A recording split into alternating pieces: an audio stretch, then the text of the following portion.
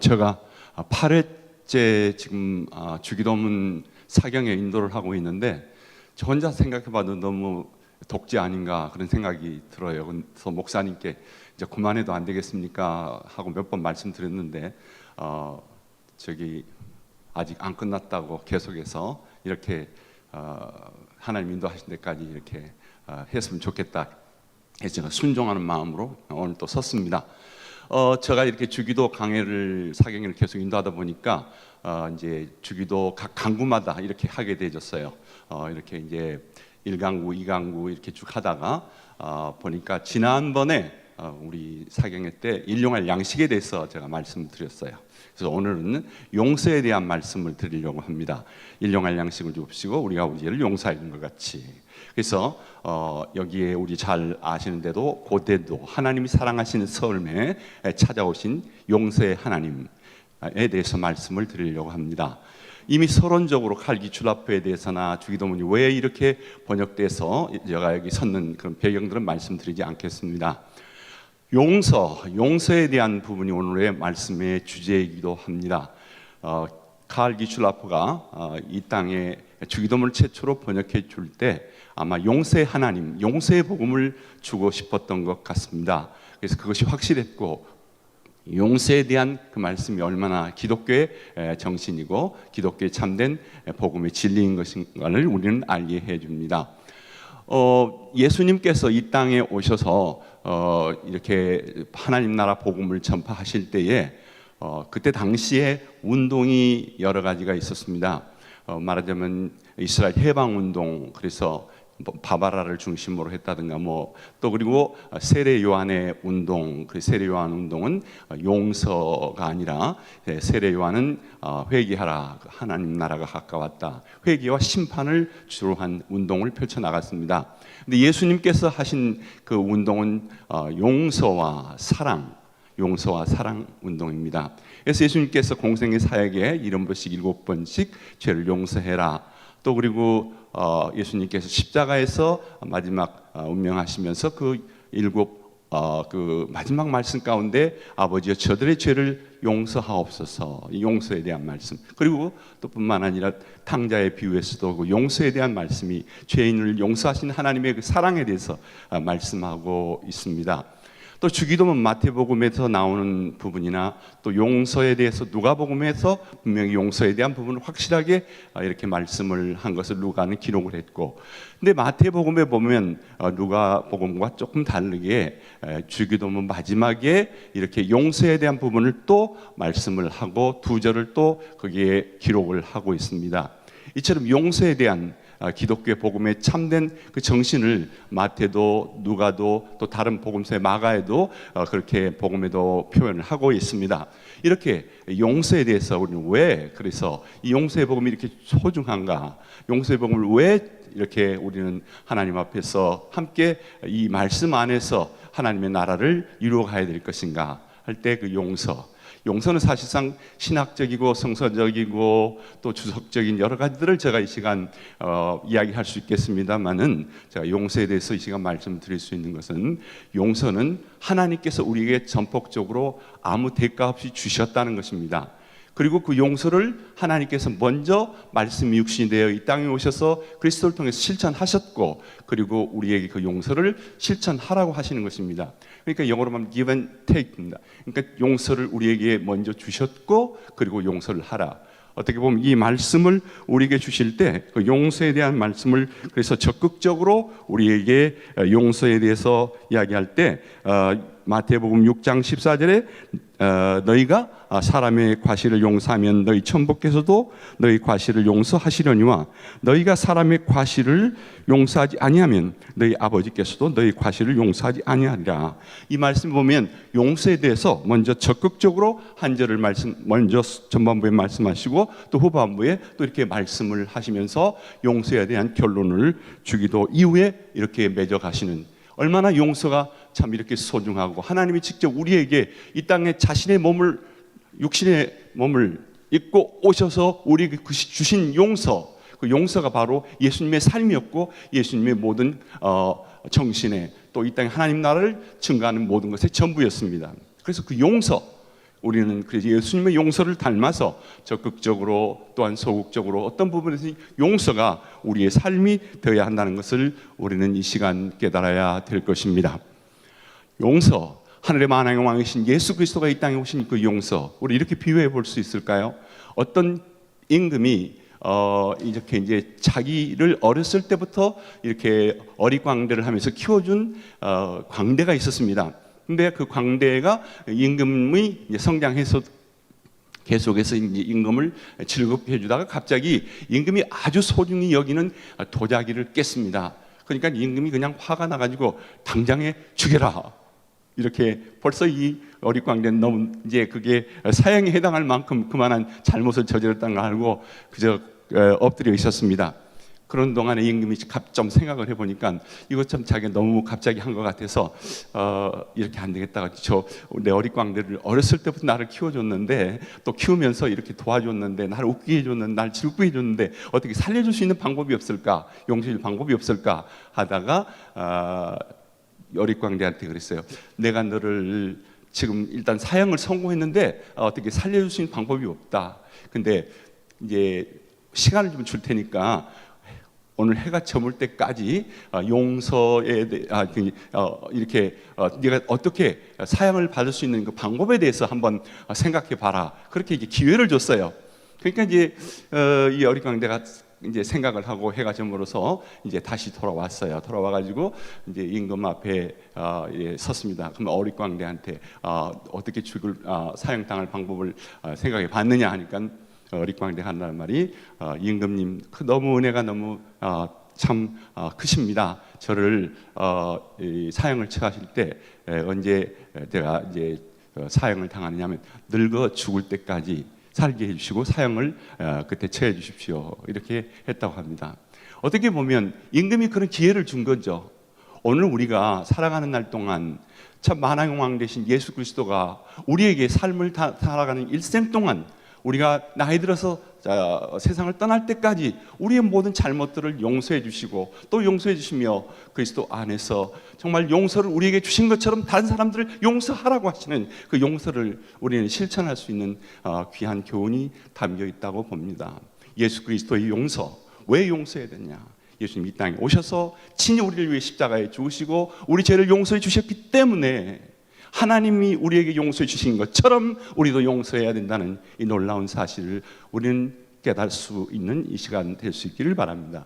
또 왜 용서를 해야 되느냐? 우리가 이제 용서를 해야 되는 그 이유 중에 여러 가지가 있겠지만 하나 더 생각을 해보면요, 우리가 용서 안 하면요, 용서 안 하면 절대로 예수님을 닮을 수가 없습니다. 누굴 닮을까요? 용서 안 하면 마귀 닮아요. 그러니까 예수님 그 용서에 대한 그 왜 중요한가를 말씀해 주신 저는 두 가지만 오늘 먼저 여기서 말씀드리는데요. 우리가 사랑하면 서로 사랑하는 사람끼리 닮고 미워하면 미워하는 사람을 닮을 수밖에 없는 겁니다. 많은 이야기들을 예를 들어서 말할 수 있다면 어떤 부인네가 애를 이렇게 키우면서 자꾸 아들은 이뻐하고 딸만 미워하는 거예요. 근데 그게 어디서부터 왔을까요? 자기가 곰곰이 생각해 보니까 어머니가 자기를 키울 때 남자들은 예뻐하고 딸들은 미워하는 것, 이것을 통해서 자기도 모르게 그렇게 하고 있다는 걸 알게 됐어요. 그래서 어머니가 왜 그랬을까 하고 좀 더 이렇게 유추해 보니까 어머니가 시집살이 하면서 이 딸 나면 막 구박하고 아들 나면 좋아하는, 그게 이제 그대로 옮겨가는 거죠. 여러분, 이 용서는 사랑하면 사랑으로 닮아가는 거고, 용서하면 용서로 닮아가는 삶을 우리는 알게 해주는 것, 이것 때문에 우리 예수님께서 이 땅에 말씀을 주실 때 용서하라고 말씀하시는 이유가 될 수가 있습니다. 그러면 이제 우리는 용서를 어떻게 할 수 있는가 한 몇 가지를 제가 살펴보고자 합니다. 용서를 할 수 있을 때 용서를 우리가 생활화해야 하는 것입니다. 용서를 생활화해야 한다는 건 뭡니까? 일상생활에 우리가 밥을 먹을 때 우리는 밥을 먹으면서 뭐 별로 부담 없이 먹어요. 그게 생활화된 거죠. 습관화된 거죠. 그래서 우리가 밥을 먹을 때도 우리가 하나님 앞에 기도하는 사람들은 이거 잘 먹게 해주세요. 감사하는 마음으로 먹게 해주세요. 그래서 생활화돼야 되지 거기다 불평하고 투정하면 안 되겠죠. 어떤 사람이 그랬다고 그러잖아요. 이제 아침에는 이제 식사가 잘 나왔어요. 그래서 감사함으로 먹겠습니다 하고 이렇게 감사함으로 이렇게 먹게 됐는데 저녁에는 반찬이 한 2개밖에 없으니까 한다는 소리가 간단하게 먹겠습니다 그랬다고 그러잖아요. 네, 우리가 정말 일상생활의 모든 것을 하나님 앞에 감사하는 그런 마음이 일상화가 되듯이 우리 용서도 그렇게 일상생활의 일상화가 돼야 됩니다. 생활화가 돼야 됩니다. 우리가 이 생활화가 돼야 된다는 것을 우리 주석적으로 우리 주기도문에서 좀 더 들어가 살펴본다면 주기도문에서 우리가 용서에 대한 강구 이전의 강구는 뭡니까? 일용할 양식에 대한 강구입니다. 일용할 양식. 그럼 일용할 양식은 daily bread, 매일 먹는 음식입니다. 매일 먹는 빵이에요. 그럼 매일매일 먹는다. 음식의 자체가 생활화돼서 먹게 되는 거죠. 그러니까 용서도 어떻게 보면 이 일용할 양식 다음에 나온 것도 우리가 삶 속에서 매일매일 우리가 이 용서가 생활화돼야 된다는 것. 그래서 그 용서가 생활화돼야 된다는 것이 바로 이것이 그냥 단순하게 생활화돼야 되느냐? 그렇지 않습니다. 사도 바울은 이것을 교리화시켜서 이야기할 때 에베소 4장 32절에 용서에 대한 교리적인 입장을 서로 인자하게 하며 불쌍히 여기며 서로 용서하기를 하나님이 그리스도 안에서 너희를 용서하심과 같이 하라. 용서를 명령으로 이야기하고 있습니다.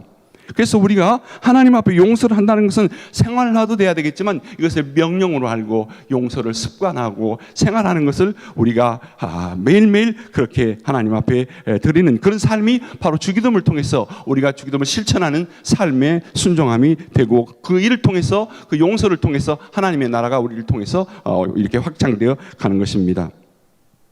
남녀가 이렇게 사랑을 하면서 이렇게 부부 생활을 하게 됩니다. 그런데 남녀 사이에 갈등이 없으리라는 것은 착각이죠. 결혼 생활은 매일 갈등을 극복하는 삶입니다. 사랑은 감정만이 아니죠. 사랑은 감정 이상의 것입니다. 사랑의 감정식어도 결혼은 계속되는 것입니다. 계속해서 갈등이 생긴다면 계속해서 용서하고 화해하는 삶을 살아야 된다는 것. 이것이 바로 우리의 매일의 삶 속에 생활화가 되어야 되는 것이죠. 오늘 우리가 매일 그날 분량의 양식을 먹어 살듯이 우리 용서도 날마다 그렇게 용서하면서 그렇게 하루하루의 삶을 살아가는 것, 이것이 용서의 삶을 실천하는 삶에 먼저 드릴 말씀이 되는 것입니다. 이제 우리는 용서를 어떻게 또 실천할 것인가? 용서를 우리는 실천할 때 생활하지만 관용을 베푸는 마음으로 용서를 실천해야 됩니다. 이 관용이라는 건 여러 가지 이야기가 여기서 이야기가 되어질 수 있는데 이 관용이라는 태도가 참 용서에 대한 우리 실천의 중요한 부분을 차지하고 있습니다. 쉽게 우리가 전달을 할 수 있다면 어떤 목사님이 예배 시간에 또 교회에서 그런 걸 많이 하잖아요. 핸드폰 꺼주세요 해서 이제 핸드폰을 다 끄라고 해서 이제 핸드폰들을 끈단 말이에요.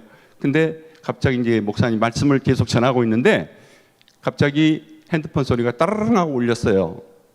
그러니까 목사님도 놀래고 성도들도 놀랐어요. 놀래가지고 누가 핸드폰 켜고 있어. 저도 이제 우리 교회에서 예배를 드리다 보면 어떤 분이 이제 이렇게 무음으로 또 진동을 해놓지 않아가지고 핸드폰 소리가 이렇게 울리면 누가 지금 켜고 있어? 이렇게 하잖아요. 근데 그것이 계속해서 소리가 울리면 다들 보니까 인상들이 참지 못해요. 관용이 없어요, 별로.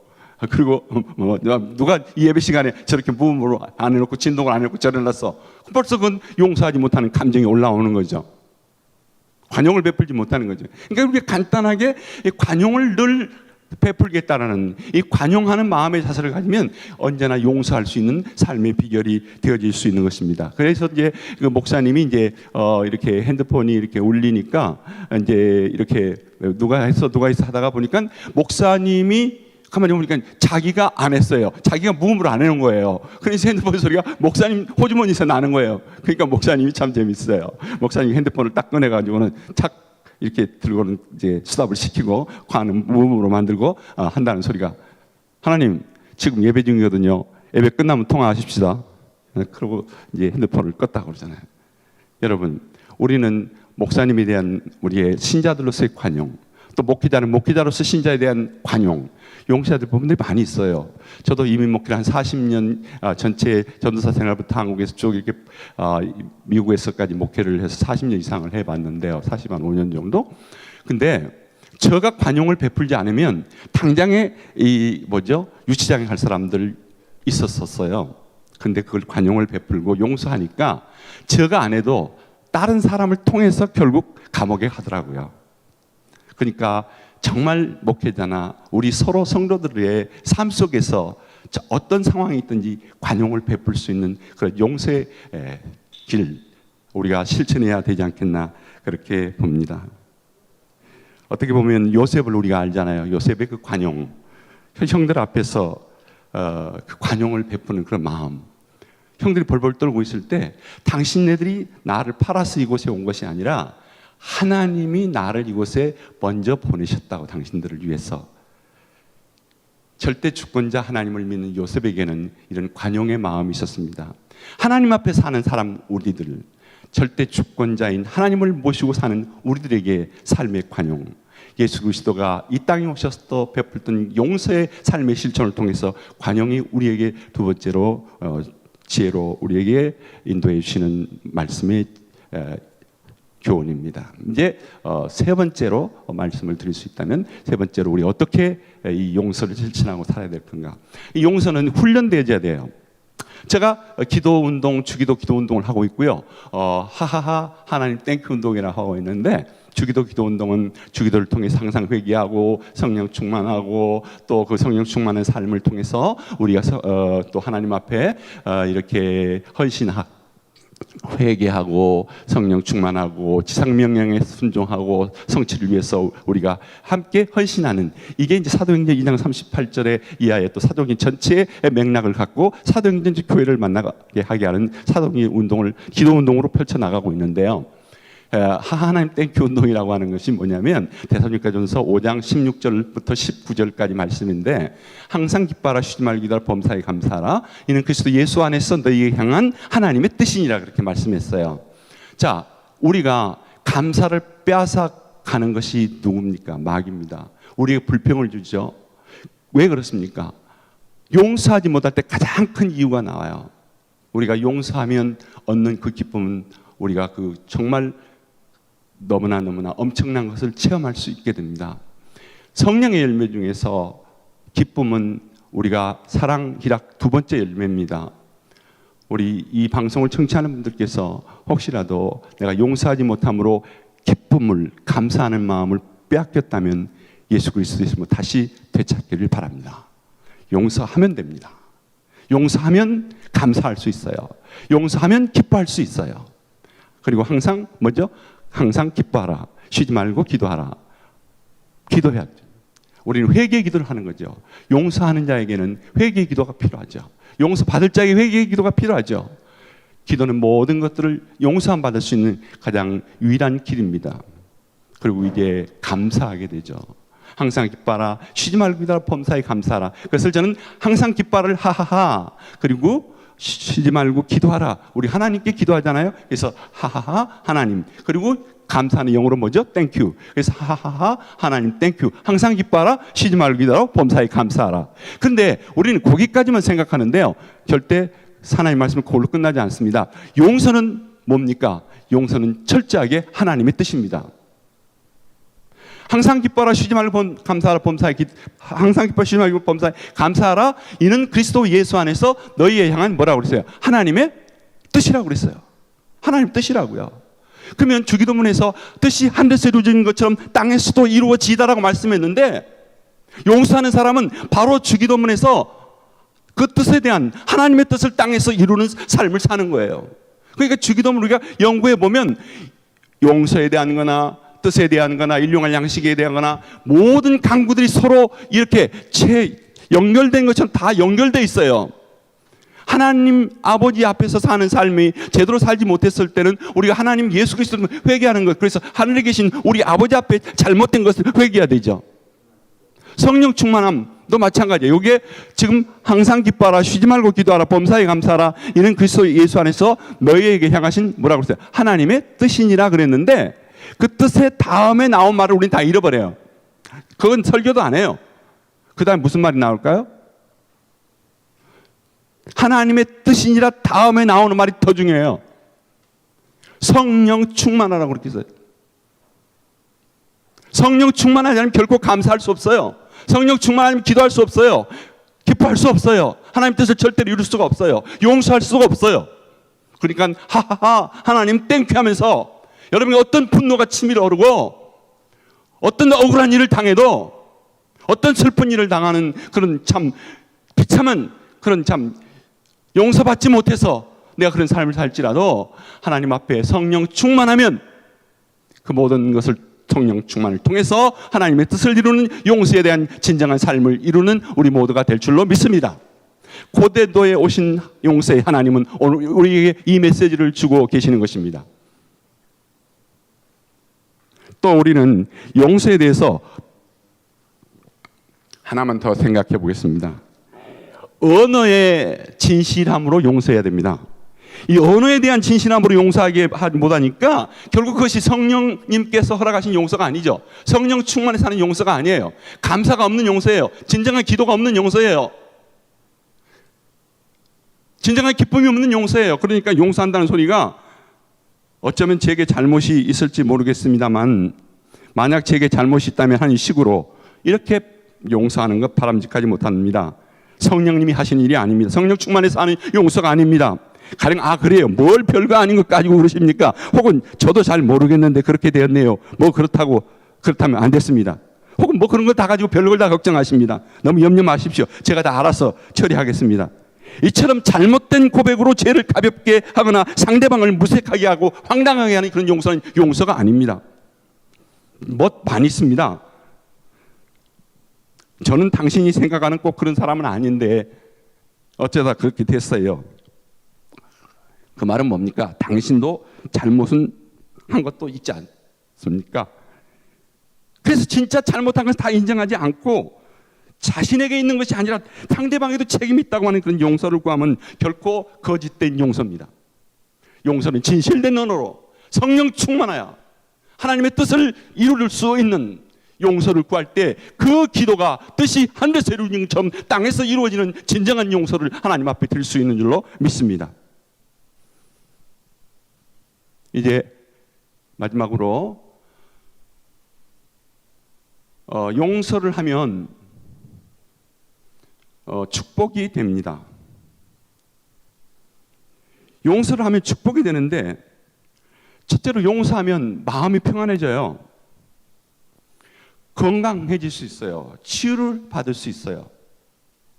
그래서 제가 이 집회들을 많이 인도하다 보면 주기도문을 애우다가 치유받은 사람이 많아요. 그냥 주기도문 애우다가 이렇게 찬송하다가 그냥 눈물이 펑펑 쏟아져가지고 엉엉 통곡하는 분들 여러 봤어요.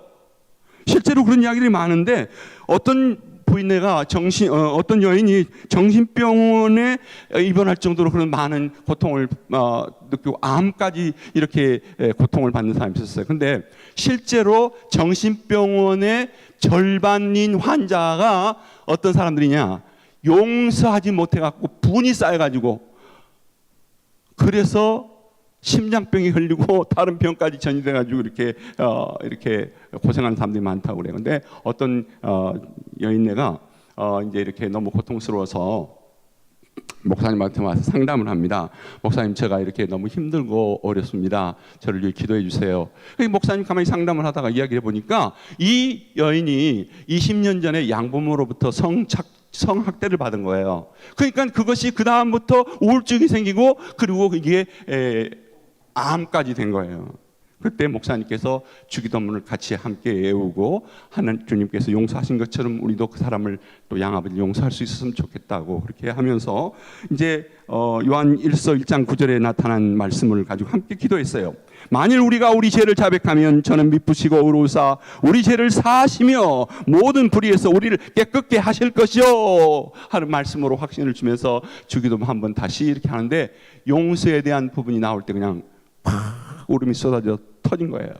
이 여인은 20년 동안 한 번도 울어본 적이 없대요. 눈물 한 방울도 흘려보지도 않았. 그 다음부터 막 펑펑 울고 치유된 것을 확신하고 병원에 갔더니 완전히 다 암에서 치유받았어요. 이런 제가 여러 번 겪고 이런 애들은 많습니다. 그래서 저는 앞으로 이 전국적으로 이 주기도문을 통해서 기도하다가 치유받는 사람들 위한 간증 대회를 한번 했으면 좋겠어요. 그걸 지금 구상하고 있는데 이 코로나 때문에 지금 못하고 있는데요. 수많은 사람들이 그렇게 저도요 하고 아마 간증 컨퍼런스에 함께 동참할 것 같아요. 여러분, 코로나가 지금 번성하고 있습니다. 코로나보다 더 무서운 영적 질병, 우리를 죽이는 이 영적 질병을 우리는 고대도에 찾아오시는 용서의 하나님을 붙들고 치유받는 여러분 될 수 있기를 축복합니다. 말씀을 맺습니다. 스폴전은 말하기를 그런 이야기를 했어요.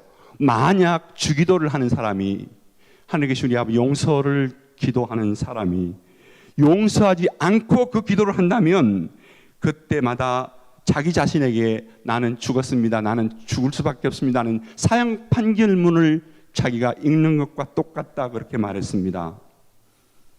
다시 말하자면 용서하지 않고 계속 이런 기도를 드린다면 내가 다른 사람을 용서하지 못한 것 같이 나도 용서받지 못하고 죽게 하여 주옵소서.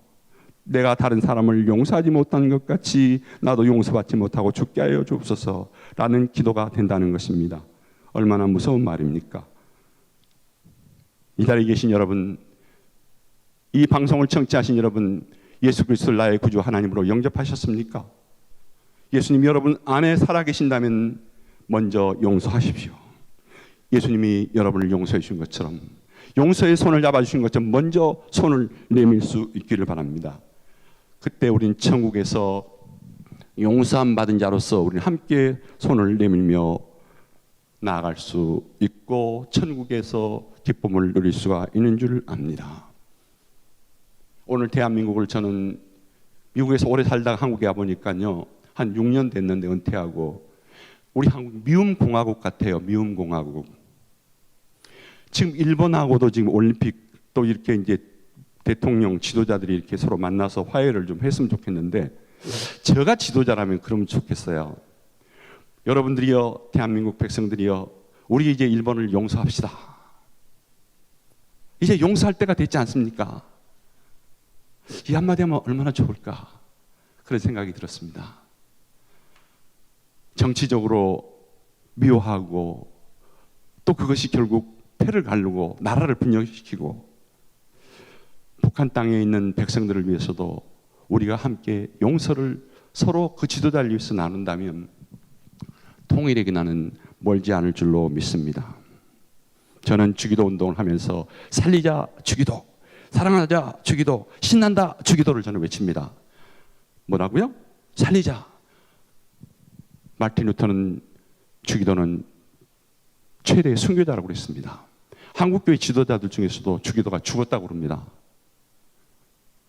여러분, 주기도가 죽었습니까? 교회에서 주기도 소리가 이제 죽어갑니다. 없어져 가고 있어요. 살려야 됩니다. 고대도에 찾아오신 용서의 하나님으로 다시 살릴 수 있는 역사가 있기를 바랍니다. 사랑하자. 우리가 사랑이 메마르고 미움 공화국을 사랑의 공화국으로 만들고 하나가 되는 나라를 만들기 위해서 고대도에 찾아오신 그 용서의 하나님 복음이 함께하기를 원합니다. 신난다 주기도, 고대도에 찾아오신 그 예수 그리스도 사랑의 복음, 용서의 복음이 우리를 신나게 할 것입니다. 그리고 이제 목사님께서 마지막 결론을 말씀하신 것처럼 가을기출로가 이 땅에 와서 우리를 깨우고 이제 우리가 그를 깨우는, 바로 이 음성을 우리 함께 나눌 수 있다면 고대도에 찾아오신 용서의 복음, 사랑의 복음을 들고 이 자리를 나갈 수 있기를 주 예수 이름으로 축원합니다. 감사합니다.